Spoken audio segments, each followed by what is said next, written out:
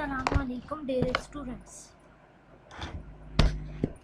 आज हमारा जो नेक्स्ट लेक्चर है वो है माइकोलॉजी। मीन कि हमारे पास पहले आप लोगों ने पिछला चैप्टर जो स्टार्ट में देखा था माइक्रोबायोलॉजी का, तो उसमें आपने क्या पढ़ा था? बैक्टीरियोलॉजी।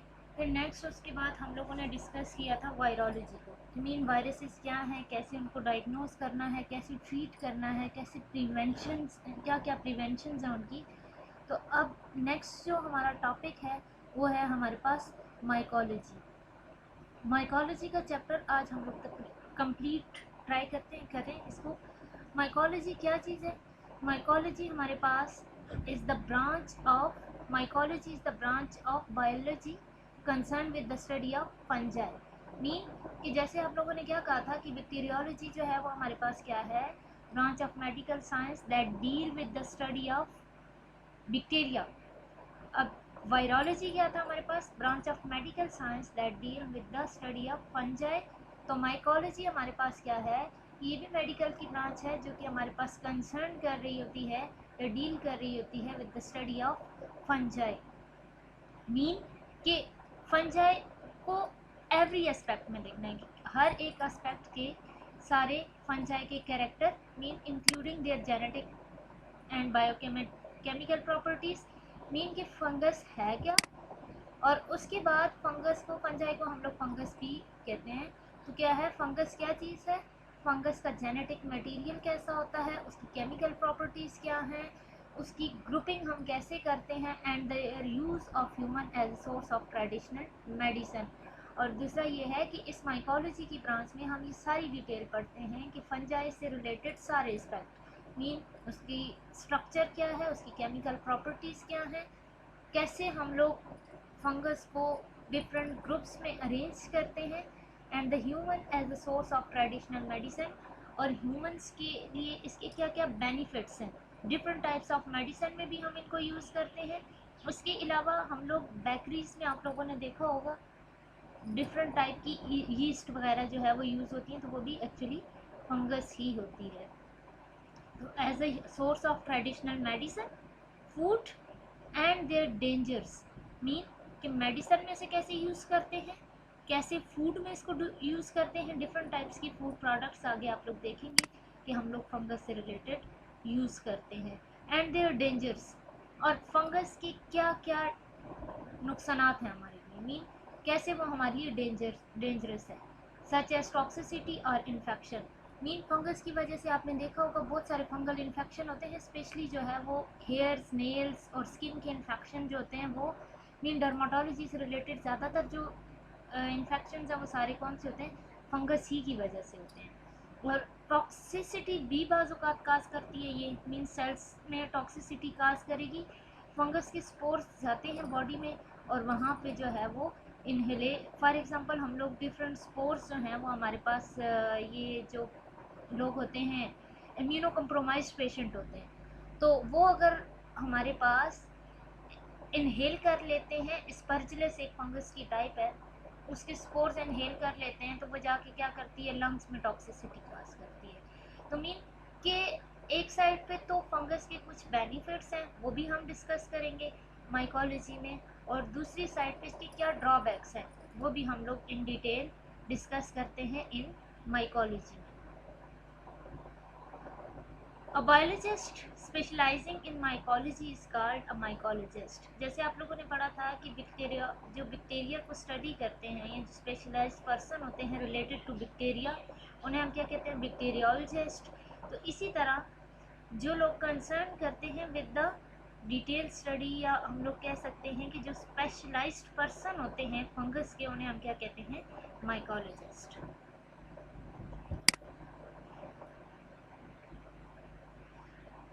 हम लोगों ने बात की कि माइकोलॉजी हमारे पास वो ब्रांच है जो डील कर रही होती है with the study of fungus. फिर हमने कहा कि फंजाई हमारे पास क्या क्या पढ़ेंगे हम लोग माइकोलॉजी में, कि फंजाई के कैरेक्टर क्या हैं, उसकी प्रॉपर्टीज़ क्या है, उसकी ग्रुपिंग कैसे करनी है, उसके यूज़ क्या हैं, उसके ड्रॉबैक्स क्या हैं। तो अब क्वेश्चन ये बनता है कि हमारे पास ये फंजाई है क्या चीज़ जिसके बारे में हम लोग ये माइकोलॉजी में डिस्कस करते हैं। तो फंजाई क्या है हमारे पास? फंजाई हमारे पास, the fungi are a group of eukaryotic micro organisms. अब याद हो तो हम लोगों ने बैक्टीरियोलॉजी में क्या कहा था, बैक्टीरिया क्या चीज़ है हमारे पास, bacteria are the prokaryotic micro organism हमने कहा था। प्रोकैरियोटिक का मतलब मैंने आप लोगों को पहले बताया था कि वो ऑर्गेनिज्म जिनमें ट्रू न्यूक्लियस नहीं होता उन्हें हम क्या कहते हैं, प्रोकैरियोट्स, मीन उनमें मेम्ब्रेन बाउंडेड ऑर्गेनेलीज नहीं होती। तो फंजाई हमारे पास क्या है, these are the eukaryotic micro organism.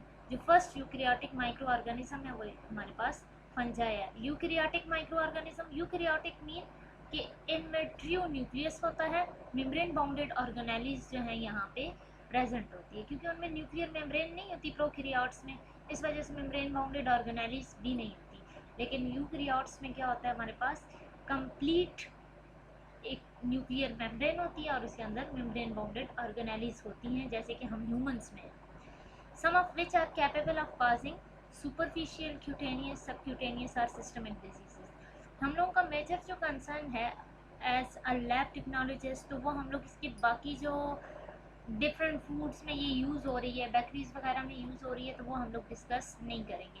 हमारा जो मेन कंसर्न है वो क्या है, हमारे पास बीइंग अ लैब टेक्नीशियन, तो वो हमारे पास क्या है कि इस फंजाई की वजह से कौन कौन से इन्फेक्शन होते हैं जिनको हम लोगों ने फर्दर आगे डायग्नोज करना होता है और ट्रीट करना होता है। मीन मेडिकल के अकॉर्डिंग जो है हम लोग किस चीज़ को डिस्कस करते हैं, इसकी इन्फेक्शंस को।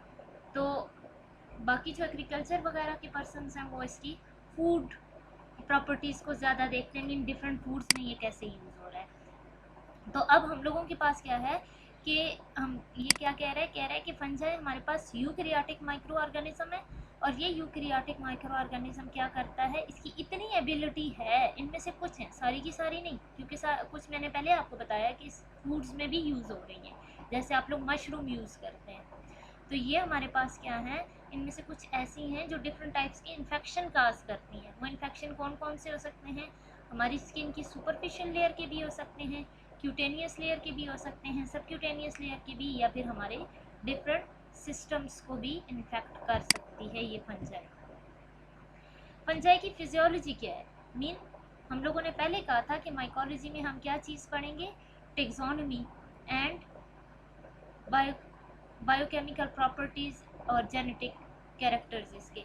तो अब हम लोग देखेंगे कि इसकी फिजियोलॉजी क्या है, मीन कि फंजाई एक्चुअली किन किन टाइप्स, किस किस फॉर्म्स में होती है, किस काइंड की होती है, तो वो फिजियोलॉजी, नॉर्मल फिजियोलॉजी इसकी हम लोग देखेंगे। तो क्या हमारे पास फंजाई आर हेट्रोट्रॉफिक। अब आप लोगों को पता है हेट्रोट्रॉफ, और एक और टर्म होती है हमारे पास ऑटोट्रॉफ।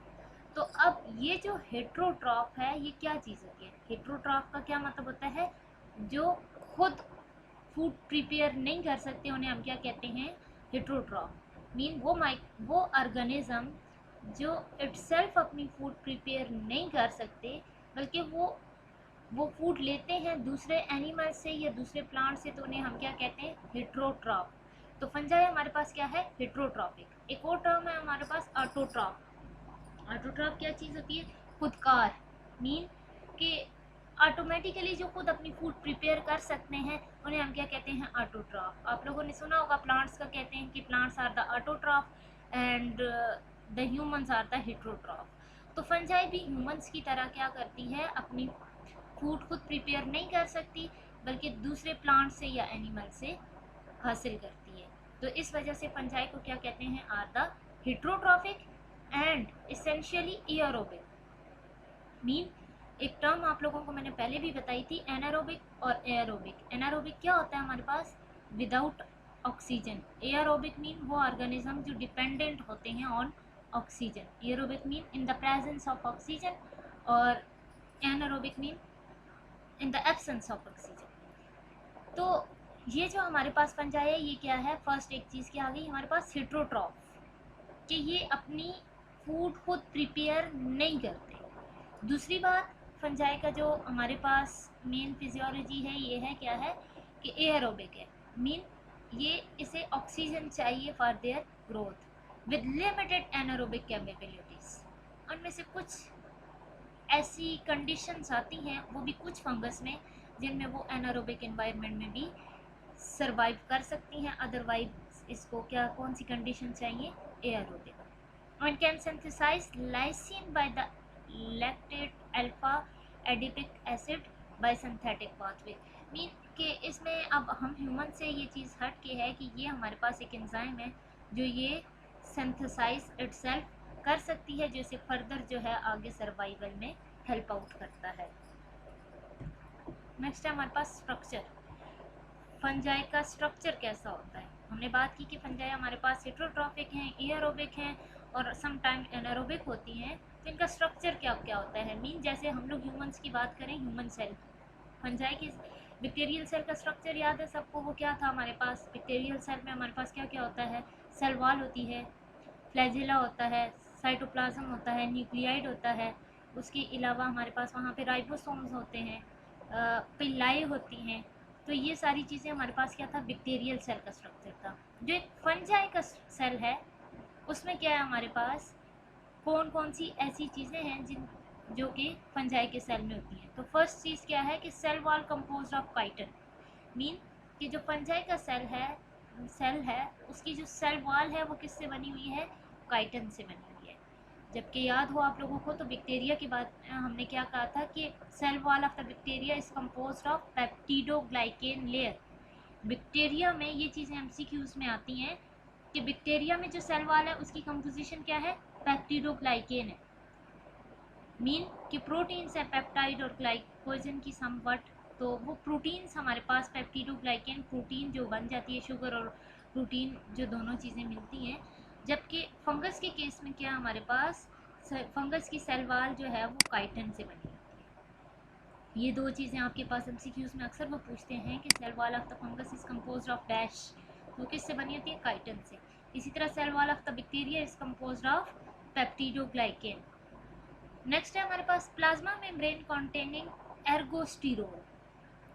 अब हम लोगों ने क्या, सेल वॉल के अंदर क्या होता है हमारे पास? प्लाज्मा मेम्ब्रेन होती है, उसमें हमारे पास क्या होता है? यहाँ पे एर्गोस्टिरोल होता है। मीन ये एक हमारे पास प्रोटीन ही है एक टाइप की, एर्गोस्टिरोल।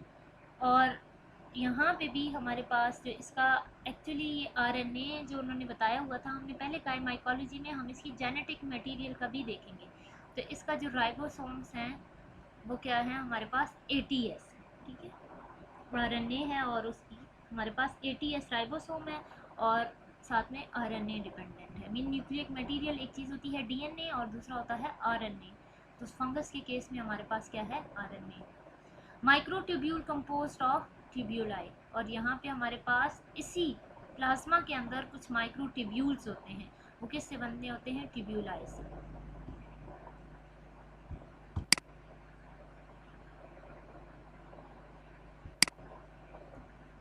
नेक्स्ट है हमारे पास मॉर्फोलॉजिकल फॉर्म्स। मीन हमारे एनवायरनमेंट में जो फंगस है वो किस किस फॉर्म में एग्जिस्ट कर रही है? उसकी जो फर्स्ट फॉर्म है वो है हमारे पास यीस्ट। यीस्ट क्या है हमारे पास?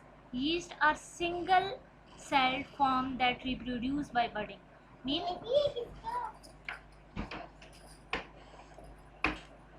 फंगस की जो सिंगल सेल स्ट्रक्चर होता है, फंगस का सिर्फ सिंगल सेल होगा तो उसे हम क्या कहेंगे कि ये हमारे पास क्या है? यीस्ट है। यीस्ट हमारे पास सिंगल सेल की फॉर्म में होती है।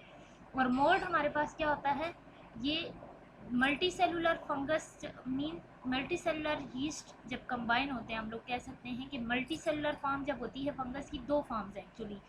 वो फर्स्ट है हमारे पास यीस्ट और दूसरी है हमारे पास मोल्ड। यीस्ट वो फॉर्म है जब सिंगल सेल होगा फंगस का, और मल्टी सेलुलर फॉर्म जब में एग्जिस्ट जब ये करती है तो उसे हम क्या कहते हैं? मोल्ड। अब कुछ फंगस ऐसी होती हैं जो अपने आप को कन्वर्ट करती रहती हैं, कभी जो है हमारे पास यीस्ट की फॉर्म में और कभी हमारे पास किस फॉर्म में? मोल्ड फॉर्म में। तो ये जो हमारे पास इसकी इंटर कन्वर्जन है ये चलती रहती है। जब वो मल्टी सेलुलर फॉर्म में होगी तो उसे हम नाम देंगे मोल्ड का, और जब वो सिंगल सेल की फॉर्म में होगी तो उसे हम नाम देंगे यीस्ट का। अब ये जो मोल्ड है ये हमारे पास क्या बनाता है? हाइफी की फॉर्म बनाता है। हाइफी एक्चुअली हमारे पास ये समझिए कि जैसे वो आप लोग मकड़ी का जाला देखते हैं तो डिफरेंट सेल्स यीस्ट के यूनाइट हो के एक थ्रेड लाइक स्ट्रक्चर जब एक साथ यूनाइट होता है उसे हम कहते हैं हाइफी। तो ये जो मोल्ड है एक्चुअली ये हमारे पास बनाता है हाइफी की फॉर्म में बन जाता है। तो वो हाइफी हमारे पास सेप्टेट हाइफी भी हो सकता है और नॉन सेप्टेट हाइफी भी। सेप्टेट हाइफी उसको हम कहते हैं जहाँ पे वाल्स मीन कि जो एक एक सेल है फंगस का उनके दरमियान वाल्स आए, मीन सेपरेशन हुई है। सेप्टेट का नाम जो है ये आप लोग रखें सेपरेशन से। तो हाइफी जब बनेगा उस हाइफी के दरमियान अगर सेपरेशन है, मीन एक वाल आई हुई है, तो उसे हम क्या कहेंगे, सेप्टेट हाइफी। अगर वो वाल नहीं है, एब्सेंस ऑफ द वाल है, ये वाल प्रेजेंट नहीं है, मीन नॉन सेपरेशन कह सकते हैं उसको, तो उसे हम नाम देंगे नॉन सेप्टेट हाइफी या को एंसिस्टिक हाइफी। ठीक है, मीन को एंसिस्टिक मीन कि वो एक दूसरे से यूनाइट हुए हुए, मीन एक दूसरे के साथ रिलेट कर रहे हैं, ये कह सकते हैं हम लोग। लेकिन ये है कि ये हमारे पास यहाँ पे सेल वाल मीन्स ये जो सेल्स होते हैं डिफरेंट टाइप्स के फंगस के, उनके दरमियान बाउंड्री नहीं होती, ये एक दूसरे के साथ कोऑर्डिनेट नहीं कर रहे, मीन यहाँ पे एक वाल है और इसे आप क्या कहें कि ये हमारे पास क्या है, इनके दरमियान कोई वाल नहीं है, तो इस वजह से इनके दरमियान कोई सेपरेशन नहीं है। दैट्स वाई इन्हें हम क्या कहते हैं कि नॉन सेपरेट या को इंसिस्टिक हाइफी, जिनमें हमारे पास लैक सेल वॉल। नेक्स्ट आता है हमारे पास माइसीलियम। ये यीस्ट थी हमारे पास सिंगल सेल में, जब वो मल्टी सेलुलर फॉर्म में आई तो उसे हमने क्या नाम दिया, मोल्ड का। वो मोल्ड अपने आप को एक थ्रेड सा बनाती है, एक मीन ये समझे कि कंजक्टिव सेल्स एक दूसरे के साथ अटैच होते हैं, तो वो जब कंजक्टिव सेल एक दूसरे के साथ अटैच होते हैं उसे हमने नाम दिया हाइफी का। वो हाइफी अगर उन हाइफी के दरमियान, जो हाइफी उन फंगल सेल्स के दरमियान सेपरेशन है तो उसे हमने नाम दिया सेप्टेट हाइफी, और अगर उनके दरमियान सेपरेशन नहीं है तो वो क्या है हमारे पास, नॉन सेप्टेट हाइफी। अब कुछ केसेस में क्या होता है कि ये हाइफी अपने आप को मीन डिफरेंट एक ग्रुप ऑफ हाइफी आ जाता है। हाइफी जैसे हम कहते हैं ना कि सेल मिलते हैं तो वो टिश्यू बनाते हैं, टिश्यू मिलते हैं तो वो क्या बनाते हैं हमारे पास, ऑर्गन बनाते हैं। इसी तरह यीस्ट से क्या बना हमारे पास, मोल्ड, मोल्ड से हमारे पास क्या बन रहा है, माइसीलियम बनेगा। मीन कि ये मोल्ड है, ये मोल्ड हमारे पास हाइफी बनाता है। तो जब बहुत सारे हाइफी एक ग्रुप की फॉर्म में हाइफी एक दूसरे के साथ यूनाइट हों तो उसे हम क्या नाम देते हैं, माइसीलियम का। तो माइसीलियम क्या है हमारे पास, is the vegetative part of the fungus. Vegetative part mean, vegetative part mean जो फर्दर वेजिटेशन शो कर सके, मीन रिप्रोडक्शन उससे आगे फर्दर है, वो तो यीस्ट से भी होती है, लेकिन वो क्या होता है हमारे पास यीस्ट में स्पोर्स की वजह से रिप्रोडक्शन होती है, जबकि जो हमारे पास मोल्ड है वहाँ पे माइसीलियम जब आता है तो वहाँ से वो बडिंग होती है, जो बडिंग हो रही है उसकी वजह से इसे हम कहते हैं कि this is the vegetative part of the fungus और fungal like bacterial colony. Mean कि वही फंगस जब एक दूसरे के साथ बैक्टीरियल कॉलोनी बना रही हो, मीन फर्दर आगे वो रिप्रोड्यूस कर रही है, तो उसे हम क्या कहते हैं, mycelium, consisting of a mass of branching thread like hyphae.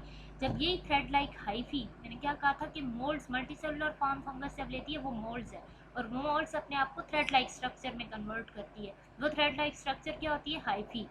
उस हाइफी के दरमियान सेपरेशन है तो सेप्टेट हाइफी है, सेपरेशन नहीं है तो नॉन सेप्टेट हाइफी है। अब ये हाइफी जब एक ग्रुप की फॉर्म में, मीन ये थ्रेड अपने आप को एक मैनर में अरेंज कर लेते हैं तो उसे हम क्या कहते हैं, माइसीलियम। आगे आप लोग फिगर से भी देख लेंगे। ये क्या है हमारे पास, ये फंगस हमारे पास मल्टी सेलुलर फॉर्म में, अगर हमारे पास ये यीस्ट होगी तो वो हमारे पास क्या होगा, ये अब आप फर्स्ट इसको देखें ना तो ये सिर्फ यीस्ट जो है वो ऐसे होगी, सिंगल ये वाला जो सेल बीच में नज़र आ रहा है, लेकिन ये हमारे पास एज अ होल क्या चीज़ है, ये हमारे पास ये मोल्ड है। अब ये मोल्ड मीन इसने अपने आप को हाइफी की फॉर्म में कन्वर्ट किया हुआ है। अब आप लोग ये देखें कि ये जो दरमियान में सेपरेशन आ रही है, ये लाइन है, ये लाइन है, ये लाइन है, तो ये जो सेपरेशन आ रही है तो ये हमारे पास क्या है, सेप्टेट हाइफी है। यही सेपरेशन जब नहीं आ रही यहाँ पे देखें तो उसे हम क्या कहेंगे, नॉन सेप्टेट हाइफी।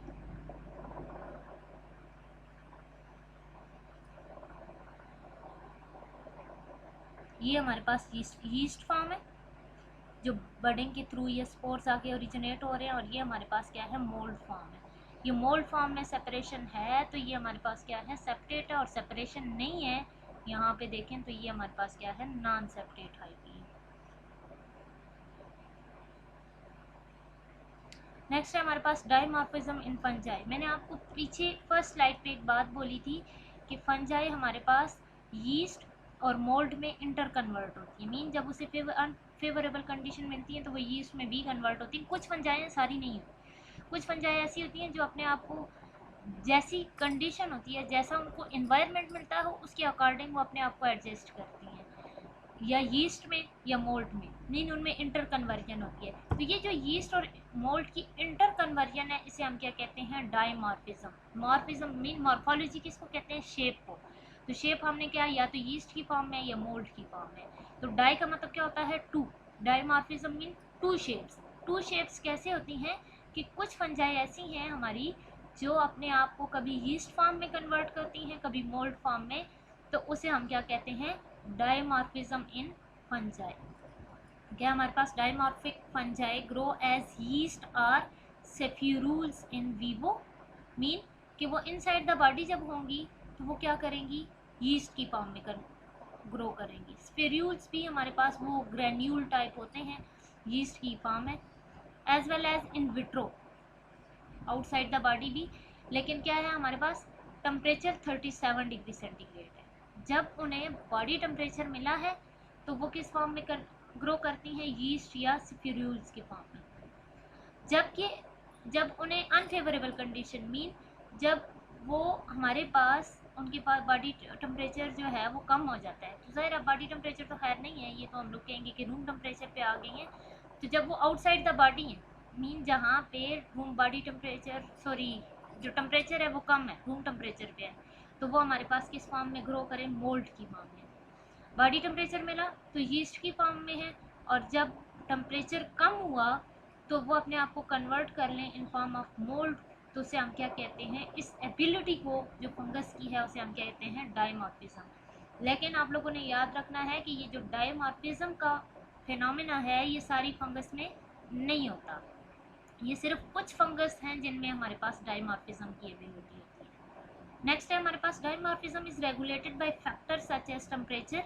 वो तो इधर से ही क्लियर हो गया कि टेम्परेचर जो है उन्हें फेवरेबल बॉडी टेम्परेचर मिला तो वो हमारे पास क्या होंगी, यीस्ट की फॉर्म में ग्रो करेंगी, और कम टेम्परेचर मिला तो मोल्ड की फॉर्म में। तो क्या है, डायमॉर्फिज्म का जो फिनोमेना है वो किस पे डिपेंड कर रहा होता है, टेम्परेचर पे। कार्बन डाइऑक्साइड की कंसंट्रेशन, हमने पहले कहा था कि जो हमारे पास फंगस है वो हमारे पास स्ट्रिक्टली एरोबिक है, सम टाइम वो हमारे पास एनारोबिक भी होती है।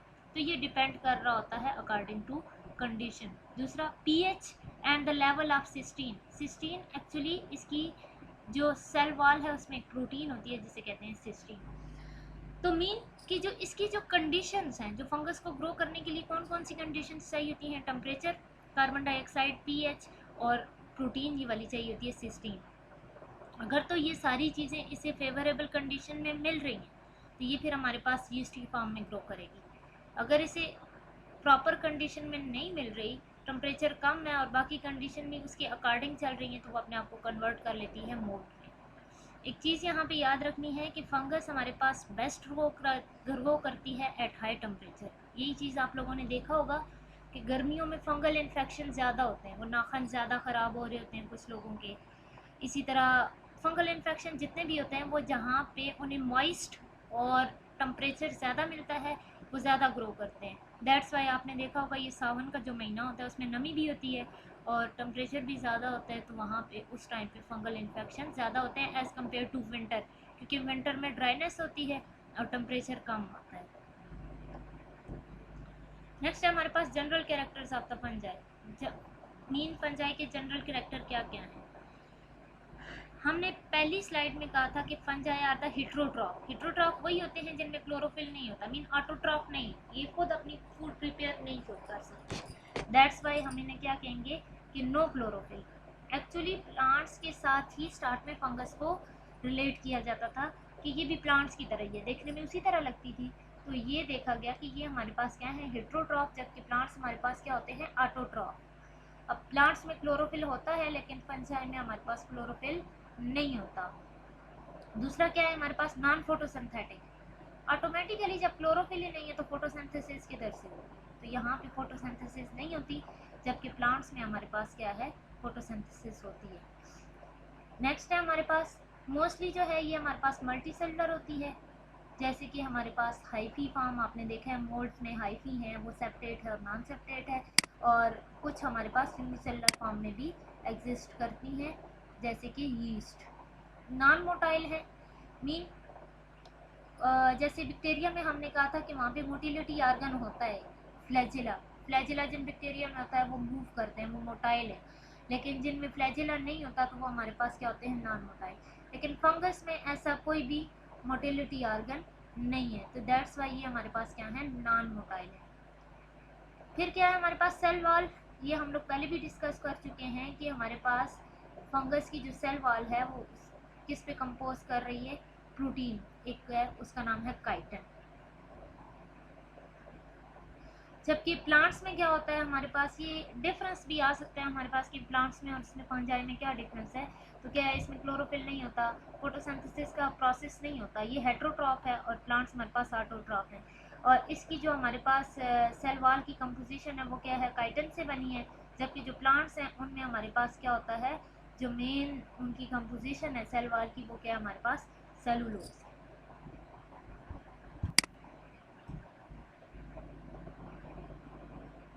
ये हमारे पास वो सारी की सारी फॉर्म्स आ गई हैं जो हम लोगों ने अभी तक डिस्कस की थी। और इसमें ये मोड ऑफ रिप्रोडक्शन भी बता रहे हैं, हमने कहा था कि ये बडिंग के थ्रू या स्पोर जो है वो एक दूसरे की जगह पे जाते हैं तो ये रिप्रोड्यूस करती है। जैसे बैक्टीरिया में हमने कहा था मोड ऑफ रिप्रोडक्शन क्या है, बाइनरी फिशन है, जबकि फंगस में क्या होता है, बाय मीन ऑफ बडिंग। ये बडिंग के थ्रू जो है वो फर्दर रिप्रोड्यूस करती है। अब क्या होता है हमारे पास कि ये एक्चुअली ये सारा क्या हमारे पास यीस्ट है, ये जो सिंगल सेल आपको नजर आ रहे हैं ये यीस्ट है। अब ये एक यीस्ट है तो इससे यहाँ पे बडिंग हो रही है, एक और यीस्ट बन रही है, तो ये हमारे पास क्या है, यीस्ट है, फिशन हो रही है ना यहाँ पे मीन। अब ये दोनों के दरमियान फिशन होगी और फर्दर आके हमारे पास एक न्यू हाइफी जो है वो जब एक साथ यूनाइट होंगे तो ये हमारे पास क्या बन जाएगा, हाइफी की परमिशन बन जाएगी। अब हाइफी में जो है वो आप लोग देख लें, यहाँ पे दरमियान में कोई वाल नहीं है, ये सेल है, ये सेल है, ये सेल है, लेकिन इनके दरमियान कोई वाल नहीं है, तो ये हमारे पास क्या है, नॉन सेप्टेट हाइफी है। जबकि यहाँ पे देखें आप लोग तो यहाँ पे भी वाल है, यहाँ पे भी, यहाँ पे भी, यहाँ पे भी, तो ये हमारे पास क्या है, सेप्टेट हाइफी है। ये भी उन्होंने वही बताया हुआ है कि septate hyphae with clamp connection, mean कि डिफरेंट टाइप का आगे फर्दर जब ये कॉम्प्लेक्स फॉर्म में चली जाती है तो क्लैम्प कनेक्शन की फॉर्मेशन होती है। फिर आते हैं अब हम लोग माइकोसिस की तरफ कि माइकोसिस क्या चीज़ है। तो अब जो फंगल इन्फेक्शन, फंगस का हमने क्या कहा था कि फंगस हमारे पास कुछ इन्फेक्शन भी काज करती है, तो वो जो फंगस इन्फेक्शन काज करती है उसे हम क्या कहते हैं, mycosis. Mycosis is a fungal infection of animals including humans. Fungus जो इन्फेक्शन ह्यूमंस में और एनिमल में काज करती है, उन इन्फेक्शन को हम क्या नाम देते हैं, माइकोसिस का। तो माइकोसिस एक्चुअली वो इन्फेक्शन है जो फंगस की वजह से होते हैं, उन्हें हम नाम देते हैं माइकोसिस का। माइकोसिस की आगे डिफरेंट टाइप्स हैं अकॉर्डिंग टू ह्यूमंस, हम लोगों ने डिस्कस की है। ह्यूमंस की जो स्किन की लेयर जो है वो अफेक्ट होती है, उसके अकॉर्डिंग जो है वो माइकोसिस को डिफरेंट कैटेगरी में कैरेक्टराइज किया गया है। तो फर्स्ट है हमारे पास superficial mycosis, cutaneous mycosis, subcutaneous mycosis, systemic और डीप माइकोसिस और opportunistic mycosis. Class of mycosis depend on the type of degree of tissue involvement and the host response to the pathogen. Mean ये जो हम लोगों ने types बनाई हैं कि ये हमारे पास माइकोसिस की टाइप्स हैं, सुपरफिशियल माइकोसिस है, क्यूटेनियस, तो ये किस बेस पे है कि हमारी जो टिश्यू हैं किस हद तक अफेक्ट हुए हैं और होस्ट की कौन सी सेल, होस्ट के सेल का रिस्पांस क्या है, या मीन उनमें हमारे पास कितने कौन सा इन्फेक्शन काज कर रहा है, मीन उनमें कौन से पैथोजेनेसिस हो रही है, उसके अकॉर्डिंग हम लोग इसको फर्दर जो है वो डिवाइड करते हैं। आता है हमारे पास सुपरफिशियल माइकोसिस। सुपरफिशियल माइकोसिस क्या है हमारे पास, superficial mycosis are limited to the outer most layer of the skin and hair. अब सुपरफिशियल के नाम से ही जाहिर हो रहा है कि सुपरफिशियल लेयर जो है ना वो सुपरफिशियल जो है स्किन लेयर इन्वॉल्व होती है, चाहे वो हेयर्स की है, नेल्स की है या स्किन की है। तो जहाँ पे सिर्फ सुपरफिशियल लेयर इन्वॉल्व होगी उसे हम क्या कहेंगे, इन्फेक्ट होगी उसे हम क्या कहेंगे, superficial mycosis. Superficial mycosis are limited to the outer most layer of the skin, hair and hair. Mean hairs और स्किन की जो सुपरफिशियल लेयर सिर्फ इन्फेक्ट हो, इन्फेक्शन सिर्फ स्किन की सुपरफिशियल लेयर तक या हेयर्स की सुपरफिशियल लेयर तक रहे तो उसे हम क्या कहते हैं, सुपरफिशियल माइकोसिस। इसकी एग्जांपल हमारे पास क्या है, an example of such fungal infection as the tinea versicolor. Tinea versicolor, इसमें क्या होता है, हमारे पास वो फंगल इन्फेक्शन है जो हमारे पास नॉर्मली स्किन को अफेक्ट करता है, और वो भी उन लोगों की स्किन को जो यंग पीपल होते हैं, क्योंकि उनका ये होता है chest, back and upper arms, क्योंकि उनका डायरेक्ट एक्सपोजर होता है विद द फंगल स्पोर्स। ये आप लोग देख लें, इस तरह से टीनिया वर्सिकोलर। मीन ये जो पैचेस से बन गए हैं ना हमारे पास, वो लाइट एंड डार्क शेड नज़र आ रहे हैं, ये हमारे पास क्या है, फंगल इन्फेक्शन है of the superficial layer. Superficial layer mean सिर्फ स्किन की ऊपर वाली लेयर आप लोग देखें इन्फेक्ट होती है, इसमें ये दाग से पड़ जाते हैं इसमें, तो इसे हम लोग नाम इस बीमारी को देते हैं टीनिया वर्सिकोलर। और ब्रॉडर टर्म में इन इन्फेक्शन सिर्फ सुपरफिशियल लेयर इन्वॉल्व हो रही है, यहाँ पे भी है, यहाँ पे भी, तो ये हमारे पास क्या है, superficial layer skin, tinea versicolor. दूसरा हमारे पास है cutaneous mycosis. Cutaneous mycosis extended deeper into the epidermis and also include invasive hair and nail diseases. Mean cutaneous में क्या है, अब इसमें सुपरफिशियल लेयर तो इन्फेक्ट होगी, लेकिन साथ में क्या होगा, हमारी जो डीप स्किन लेयर है मीन एपिडर्मस है, वो भी इन्फेक्ट होती है, हेयर्स की और nails, hairs and skin. These diseases are restricted to the keratinized layer of the skin, hair and nails. Actually ये जो हमारे पास इन्फेक्शन है क्यूटेनियस माइकोसिस के, ये वो वाली फंगस हैं जो सारी की सारी जो हमारी स्किन में, हेयर में और नेल्स में केराटिन एक प्रोटीन है, ये उसको इन्फेक्ट करते हैं। तो जहाँ जहाँ पे केराटिन प्रोटीन होगी ये उसको इन्फेक्ट करेंगे। Like the superficial mycosis, host immune responses may be evoked resulting in the pathogenic changes expressed in the deeper layer of the skin. अब जब सुपरफिशियल माइकोसिस है तो ये सिर्फ स्किन के ऊपर है, यहाँ पे हमारा जो होस्ट रिस्पांस है, कोई भी इन्फेक्शन मीन वो जो हमारे इम्यून सिस्टम है वो कोई रिस्पांस शो नहीं करता। जबकि जो क्यूटेनियस माइकोसिस है यहाँ पे हमारा इम्यून सिस्टम, क्योंकि ये डीप स्किन लेयर पे चली जाती है, यहाँ पे हमारे टिश्यू जो है वो डैमेज होते हैं जब, तो एपिडर्मल लेयर की वजह से यहाँ पे हमारा इम्यून सिस्टम भी रिस्पॉन्स करता है। The organism that cause these diseases are called dermatophytes. इनको हम लोग इसकी वजह से जो ऑर्गेनिज्म अफेक्ट होता है उसे हम क्या कहते हैं, डर्मेटोफाइट्स। आप लोगों ने एक नाम सुना होगा डर्मेटोफाइटॉन रबरम, इसके अलावा आप लोगों ने टीनिया ओंजियम और ये वाले सारे नाम सुने होंगे, टीनिया पैडिस। तो टीनिया एक्चुअली यहाँ पे ये फंगस का एक ग्रुप है जो ज़्यादातर डर्मेटोफाइटॉन काज करता है। ये एमसीक्यूज में ये चीज़ें आती हैं कि क्यूटेनियस माइकोसिस में पहली चीज़ क्या है, डीपर स्किन लेयर इन्फेक्ट होती है, एपिडर्मल लेयर भी इफेक्ट होती है। दूसरी बात ये है कि इसमें नेल्स भी इफेक्ट हो रहे हैं, हेयर भी और स्किन में। ये तीनों चीज़ें क्यों इन्फेक्ट हो रही हैं, क्योंकि इनमें केराटिन प्रोटीन है। तीसरी बात क्या है कि यहाँ पे इम्यून सिस्टम रिस्पॉन्स कर रहा है, जबकि सुपरफिशियल माइकोसिस में इम्यून सिस्टम रिस्पॉन्स नहीं कर रहा था। चौथी बात कि इसकी वजह से जो जगह इन्फेक्ट, जो ऑर्गेनिज्म इन्फेक्ट होता है उसे हम लोग नाम देते हैं डर्मेटोफाइट्स का। मीन वो जो फॉर एग्जांपल जो इन्फेक्शन हुआ है वो डिजीज़ जो है, उस डिजीज़ को उस ऑर्गेनिज्म, मीन फॉर एग्जांपल उसका पाँव जो है वो हो गया तो उसे हम लोग कहेंगे कि ये डर्मेटोफाइट्स है, लेकिन कहाँ की पाँव की। मीन एक्चुअली ये जो डिजीज़ इस फंगस की वजह से होती है उसे हम लोग नाम देते हैं डर्मेटोफाइट। डर्मस की वजह से, डर्मल लेयर जो है वो अफेक्ट है, इस वजह से हम लोग इन्हें कहते हैं डर्मेटोफाइट्स।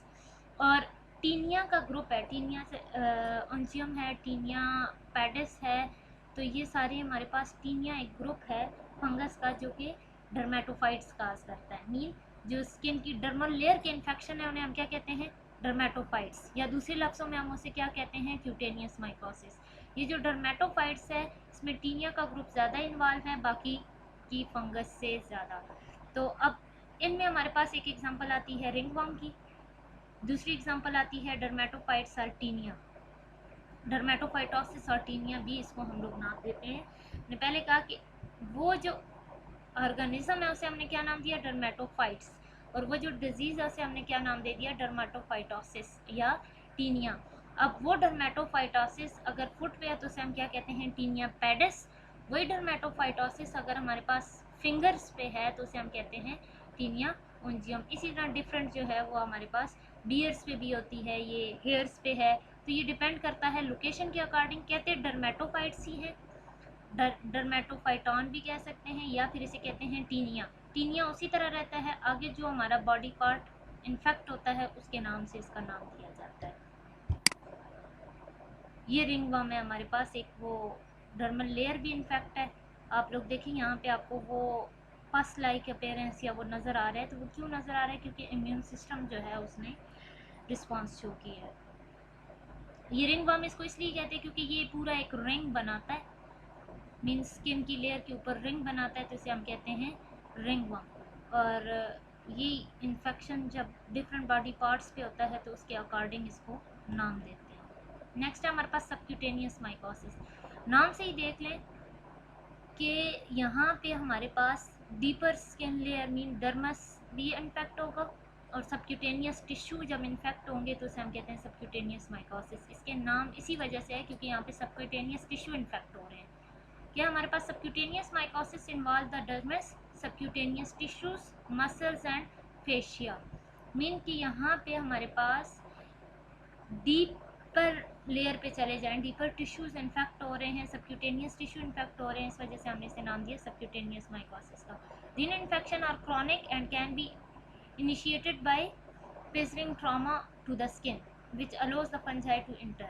ये एक्चुअली हमारे पास क्या होता है, क्रॉनिक इन्फेक्शन होते हैं। जैसे टीबी के बारे आप लोग एक्यूट और क्रॉनिक से तो फैमिलियर हैं, जैसे टीबी कहते हैं क्रॉनिक डिजीज़ है, तो ये इन्फेक्शन भी एक्चुअली हमारे पास क्रॉनिक ही होते हैं।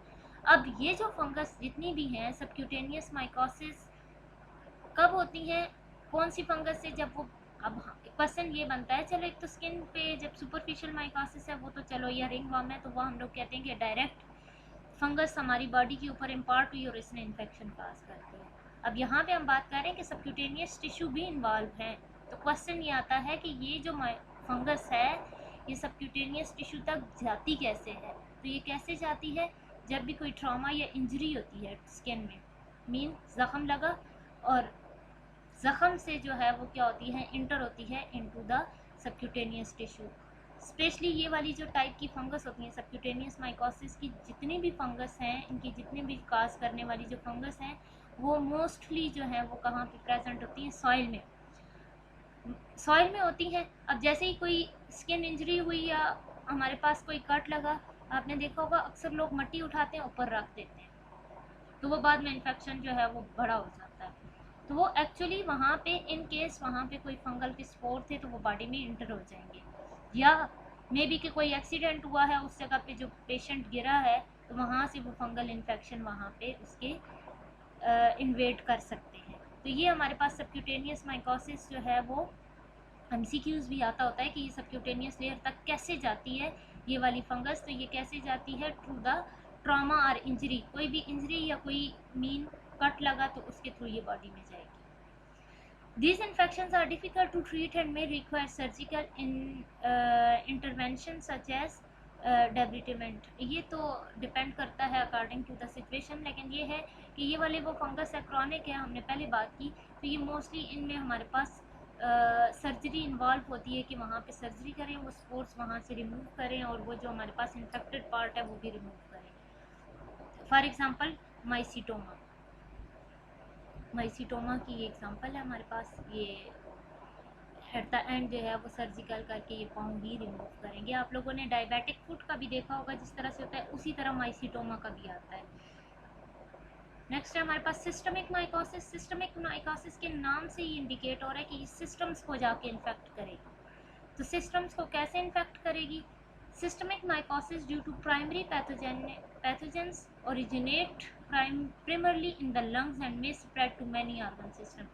ये हमारे पास जो सिस्टमिक माइकोसिस, अब जैसे हमने कहा था सबक्यूटेनियस के केस में कि ये कोई इंजरी हुई, ट्रॉमा हुआ तो इन्होंने जाके हमारे पास सबक्यूटेनियस टिश्यू को इन्फेक्ट किया।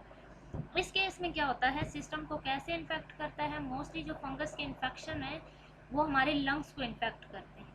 और लंग्स तक जाती कैसे है वो fungus, by mean of inhalation. हम लोग फंगस के स्पोर्स को इनहेल करते हैं, वो फंगस के स्पोर वहाँ पे जाते हैं और लंग इनहेल किया, लंग्स में गए और लंग्स के बाद वो जाते हैं spread to many organ system, फिर लंग्स के बाद जो है वो बाकी के ऑर्गन सिस्टम में भी चले जाते हैं। Organism that cause systemic mycosis are inherently virulent, ये ज़्यादा जो है ना हमारे पास विरुलेंट होते हैं। In general primarily pathogen that cause systemic mycosis are dimorphic, dimorphism का फिनोमेना आप पढ़ चुके हैं, जो यीस्ट और मोल्ड में कन्वर्ट होते हैं उन्हें क्या कहते हैं, डाइमॉर्फिक।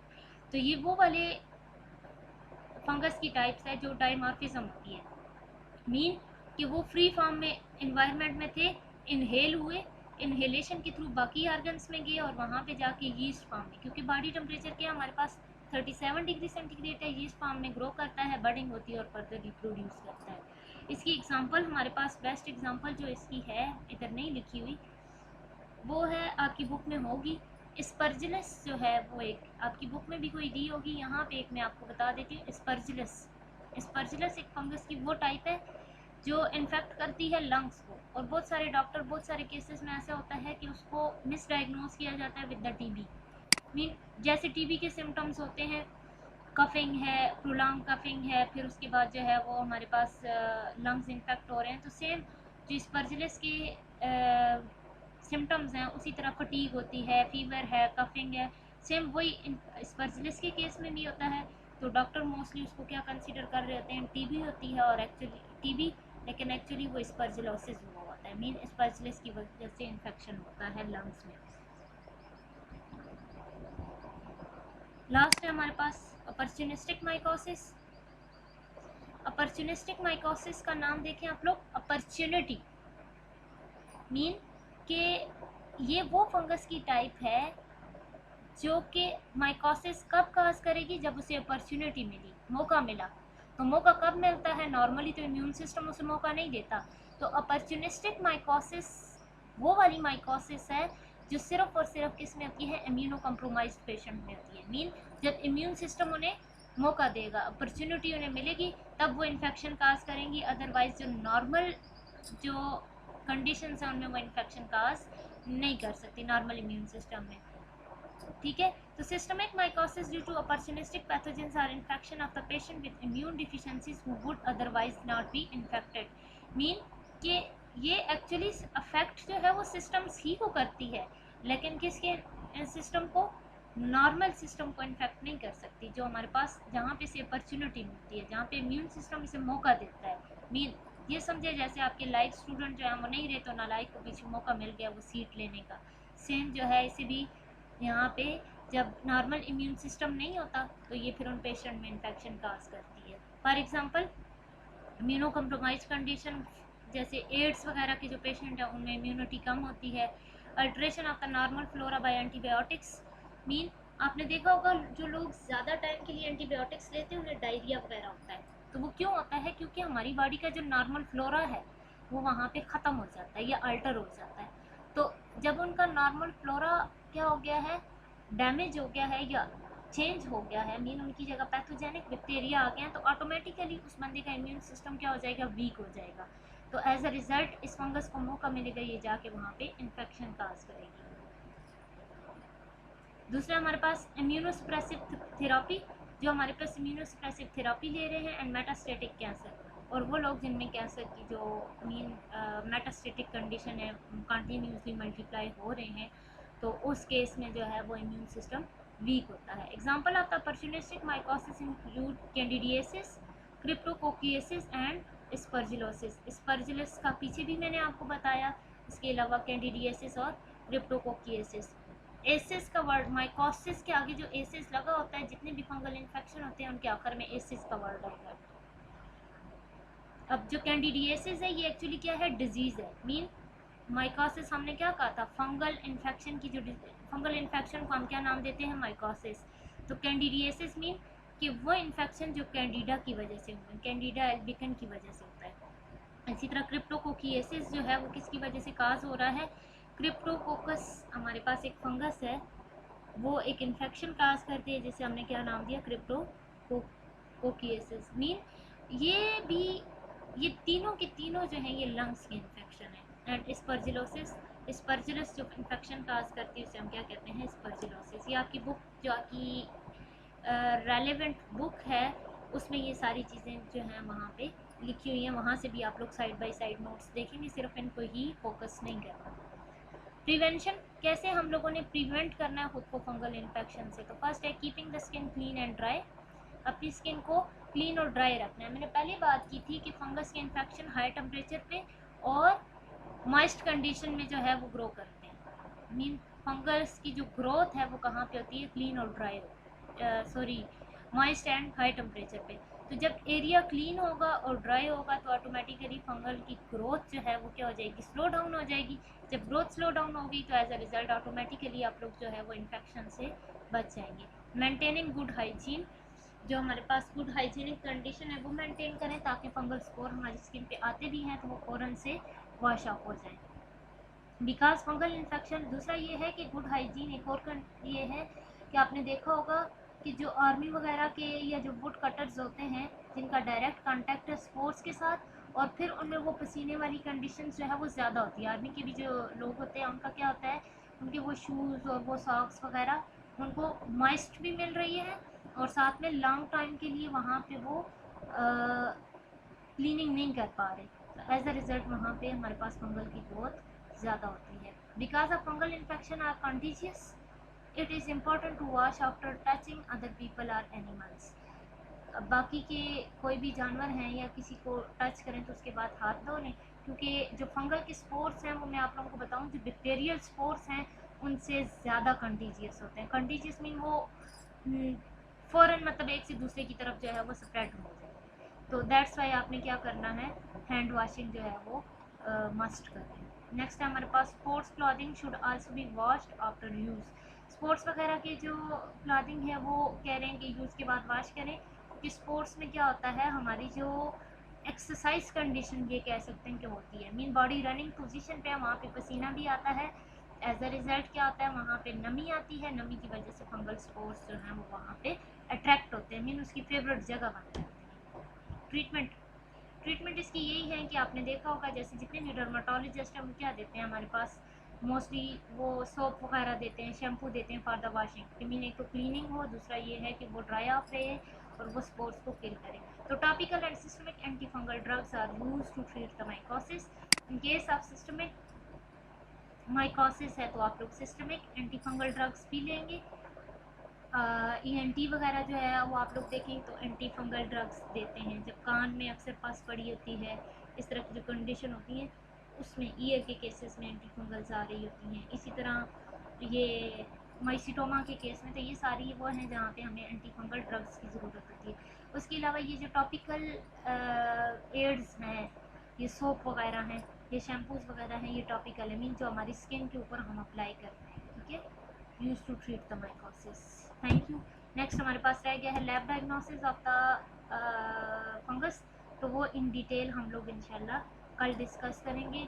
वो हमारे पास एक अलग से उसका एक चैप्टर भी बन जाएगा, lab diagnosis of the fungus, क्योंकि उसके आगे डिफरेंट मेथड्स हैं और उन्हें हम लोगों ने डिफरेंट डाइस के साथ यूज़ करना है, तो दैट्स वाई उसको हम लोग इंशाल्लाह कल डिस्कस करेंगे।